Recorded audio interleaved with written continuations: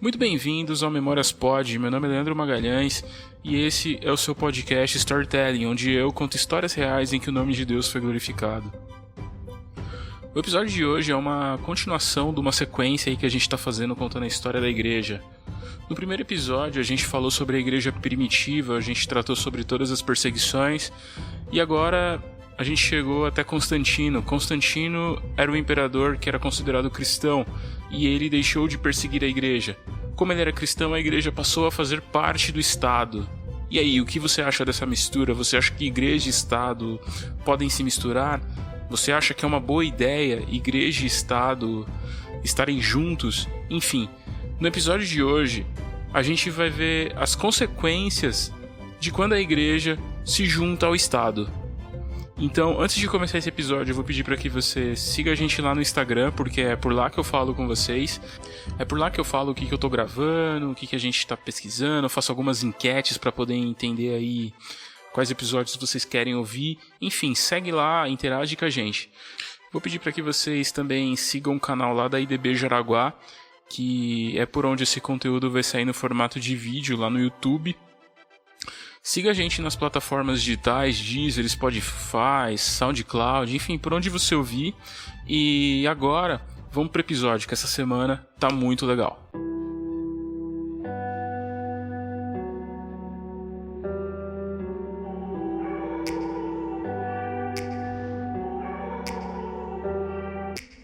Enfim, chegamos a Constantino. Constantino era cristão, sua mãe era cristã e agora a igreja era livre. A igreja ela já não era mais perseguida pelo Estado. Esse relacionamento entre igreja e Estado trouxe várias consequências para a história do cristianismo.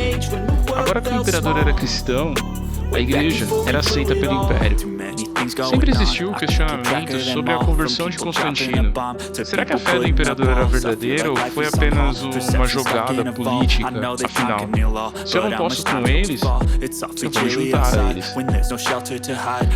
Até esse momento, o cristianismo era ilegal. Por mais de 300 anos, os cristãos foram perseguidos e mortos de forma sistemática pelo Estado. Os cristãos, eles não eram a maioria, mas agora a fé do imperador era a mesma fé do povo perseguido. Para muitos, isso era um ato divino, pois depois de tanto terror, tanto medo, só podia ser a paz de Deus que havia vindo sobre a igreja. O povo viu isso com muito bons olhos. É importante dizer aqui que muitos historiadores acreditam que Constantino era sincero na sua fé. E não cabe a nós aqui fazer esse tipo de julgamento.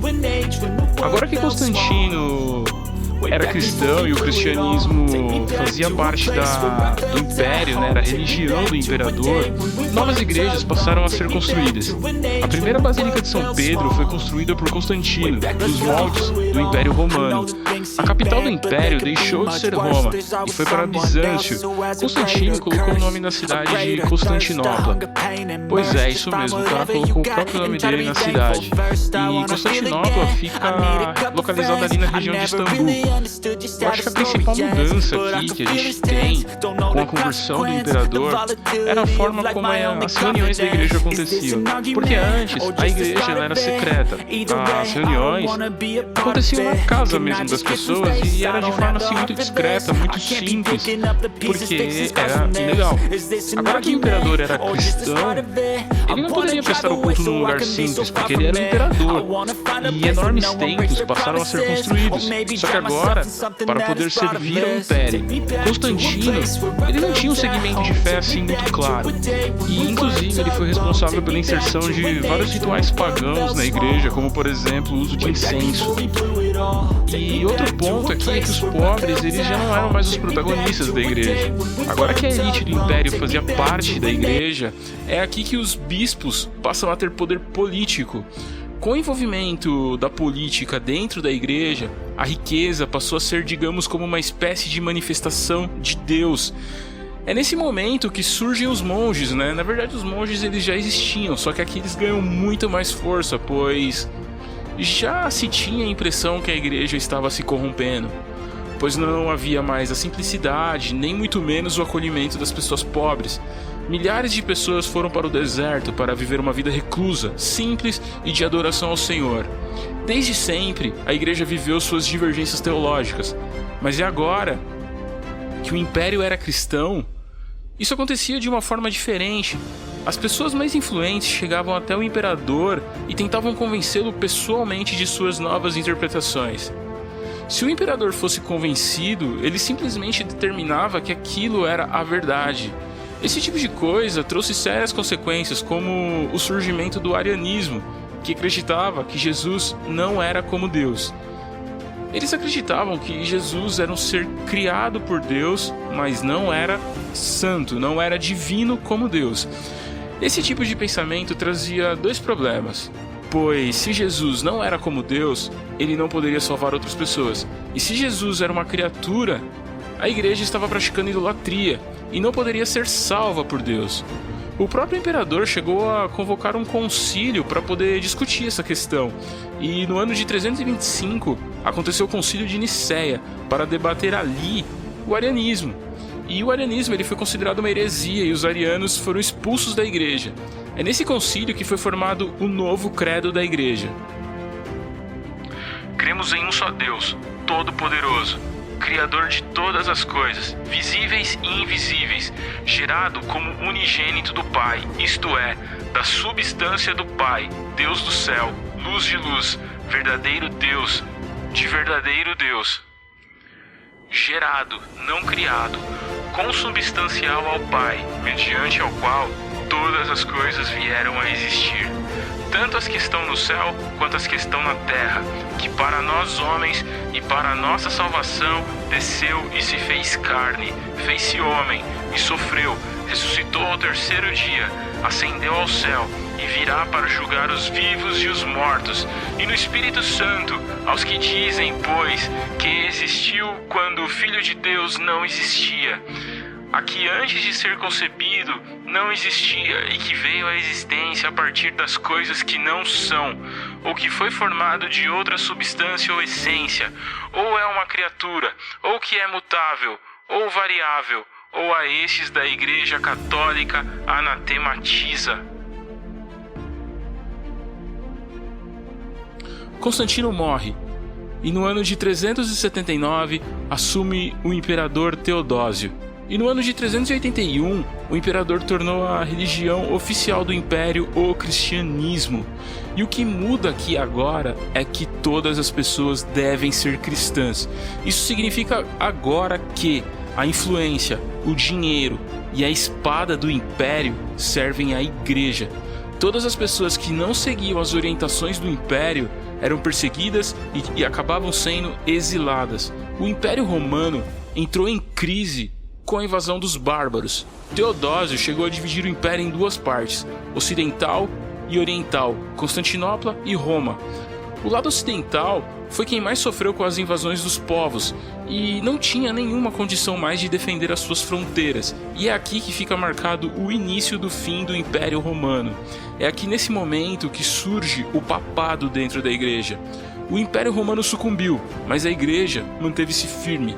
O império perseguiu a igreja, depois aceitou a igreja, fez parte da igreja e agora o império acabou, mas a igreja permaneceu. É nessa época, em meio à queda do Império Romano, que aparecem os papas. A única força que parecia unida e crescente era a igreja cristã ocidental. O primeiro papa da igreja foi Leão I. O Papa Leão I, ele conseguiu manter a paz durante esses conflitos das invasões dos povos bárbaros. E essa habilidade política que ele tinha fazia com que as pessoas pensassem que este homem tinha a verdadeira palavra de Deus. E é isso que abre a porta para, digamos assim, um dos períodos mais sombrios e terríveis da igreja cristã. A igreja havia se posicionado com uma grande influência, tanto política como religiosa no mundo. Nesse momento, pode até parecer que as coisas estavam bem, porque a igreja estava sob uma única liderança e o evangelho vinha sendo pregado, vinha sendo espalhado pelo mundo. Só que a igreja não contava com o avanço do Islã. No ano de 610 surge Maomé.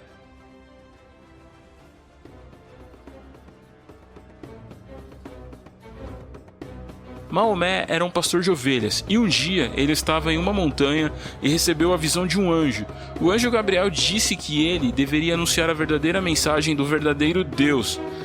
Maomé, com sua mensagem, dá um ressignificado para o Velho Testamento. Maomé não foi muito bem aceito na sua cidade, e em 622 ele se muda para Medina. Essa primeira fase do profeta Maomé, antes dele se mudar, ela é conhecida como a fase do amor, né? Ele tinha escritos ali que eram escritos de paz. Só que Maomé, ele se muda para a cidade de Medina. E aqui ele assume uma postura mais bélica.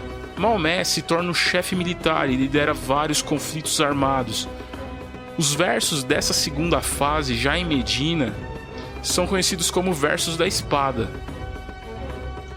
Após esse período de conflitos e confrontos na qual Maomé liderou, ele retorna para Meca, só que agora ele retorna como um líder e o Islã avança de forma rápida.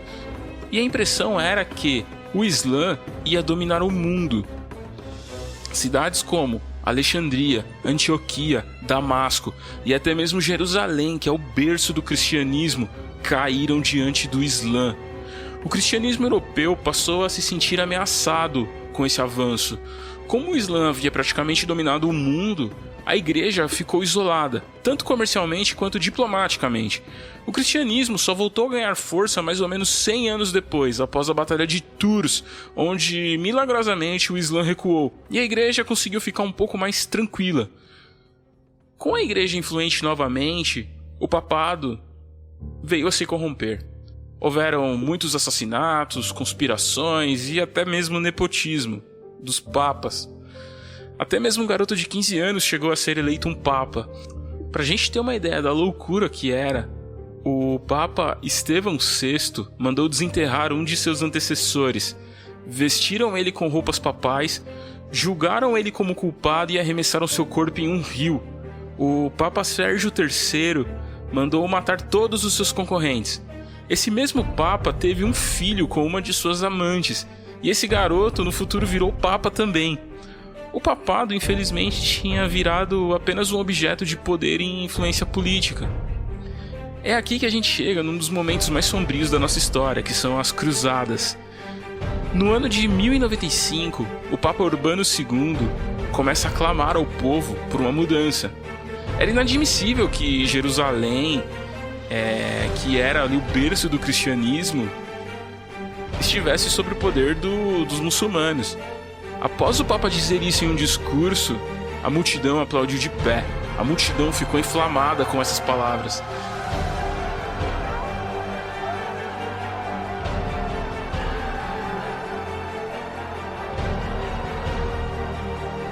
Aqui fica marcado o início das Cruzadas. As Cruzadas eram investidas militares. A Guerra Santa era composta por pobres. Era a única forma que uma pessoa humilde tinha de se sentir parte da igreja. O Papa dizia que quem lutasse por essa causa teria indulgência plena, e qualquer pecado cometido seria perdoado. E aqui não tem como a gente não notar uma semelhança com o jihad. Se você ouviu o meu episódio lá que a gente fez aqui sobre a igreja na Síria, eu falo um pouco sobre os jihadistas, que são os extremistas que estão envolvidos no conflito da Síria. E eles acreditam que qualquer pecado, qualquer falha que eles cometam será perdoada, porque eles estão lutando a favor da causa divina. E qualquer assassinato ou atrocidade que eles cometam não terá consequências, que eles serão perdoados e eles vão para o paraíso. Já na primeira cruzada, Jerusalém foi conquistada. Só que não demorou quase nada para que os muçulmanos tomassem o poder de novo. E com o tempo, os cristãos passaram a levar crianças para as cruzadas, pois eles acreditavam que a pureza dos pequenos traria a vitória. E como você já deve estar imaginando, foi um massacre.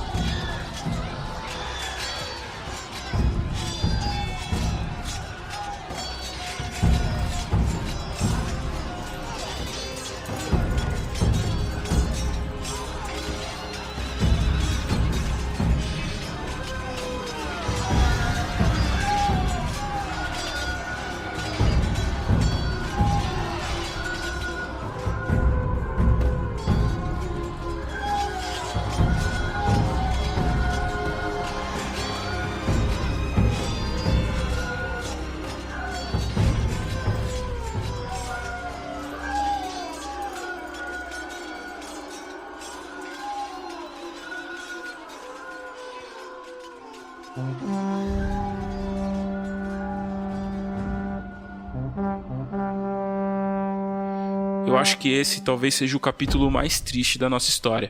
Só que eu não posso fingir que ele não existe. A corrupção era descontrolada e a decadência da igreja era visível para qualquer um. Não havia nenhuma credibilidade perante ao povo. Junto com a decadência da igreja, veio junto a decadência da humanidade. Nesse período é que surge a peste negra, a Guerra dos 100 Anos, enfim, vários conflitos, doenças, toda a queda de uma sociedade. O mundo estava sucumbindo.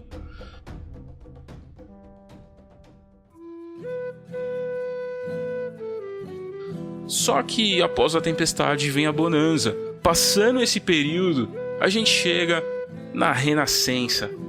Michelangelo, Donatello, Leonardo da Vinci, arte, literatura, ciência eram assuntos que estavam em evidência. A Renascença foi um movimento cultural. O humanismo, a exaltação do ser humano, agora eram a pauta do momento. A igreja se lançou dentro de tudo isso. A igreja fez parte da Renascença. As catedrais agora eram obras de arquitetura refinada. As catedrais eram verdadeiras obras de arte. É nesse período que a Basílica de São Pedro é reconstruída. A arte era muito presente dentro da igreja, tanto através da literatura, quanto da escultura ou da pintura. Só que toda essa arte tinha um custo, e um custo alto. E é aqui que surgem as indulgências. A igreja passou a cobrar pela salvação. A igreja cobrava até mesmo para você poder tirar um parente seu do purgatório. Enfim, qualquer semelhança aqui com a realidade talvez não seja coincidência. O povo já não via mais a igreja com bons olhos. Não tinha como. E aqui começam a surgir alguns nomes pré-reformadores, como por exemplo John Huss. Eu falei um pouco sobre o John Huss lá no nosso segundo episódio, quando eu conto a história do povo moraviano. John Huss, infelizmente, foi queimado em uma das muitas fogueiras da Inquisição Católica. E antes dele morrer, ele disse: "Vocês podem até tentar calar esse ganso, mas um dia haverá um cisne e vocês não o calarão."